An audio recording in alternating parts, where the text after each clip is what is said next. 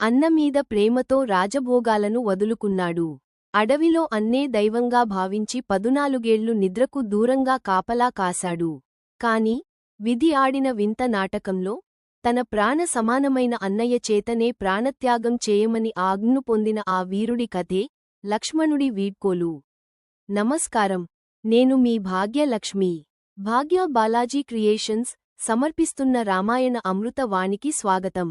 ఈరోజు మనం రామలక్ష్మణుల మధ్య ఉన్న అచంచలమైన అనురాగానికి ప్రతీకగా నిలిచే ఒక సన్నివేశం గురించి తెలుసుకుందాం. నేటి సన్నివేశం రామలక్ష్మణుల అనుబంధం. చివరి వీడ్కోలు రామాయణంలోని ఉత్తరకాండలో ఒక హృదయ విదారకమైన, అదే సమయంలో ఎంతో మధురమైన సన్నివేశం ఉంది. కాలపురుషుడు రాముడిని కలవడానికి వచ్చినప్పుడు మనం మాట్లాడుకునే సమయంలో ఎవరు వచ్చినా వారికి మరణదండన విధించాలి అని నియమం పెడతాడు.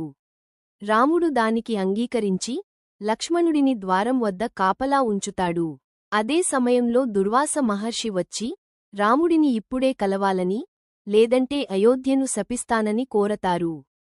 తన అన్న ఇచ్చిన మాట తప్పకూడదని, అలాగే అయోధ్య నాశనం కాకూడదని భావించిన లక్ష్మణుడు మరణదండన అని తెలిసి కూడా లోపలికి వెళ్లి రాముడికి విషయానికి చెబుతాడు.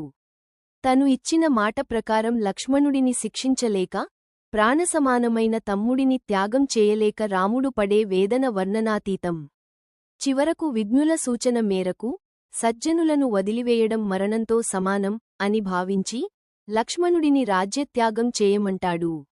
లక్ష్మణుడు తన అన్న మాటను శిరసావహించి సరయూ నదిలో యోగ సమాధి పొందుతాడు. ఈ సన్నివేశం ఇచ్చే సందేశ ధర్మం కోసం ప్రాణాలకంటే మిన్నగా ప్రేమించే వ్యక్తులను కూడా వదులుకోవాల్సి వస్తుందని, కానీ ఆ బంధం శాశ్వతంగా చరిత్రలో నిలిచిపోతుందని ఈ సన్నివేశం మనకు చెబుతుంది. జై శ్రీరామ్.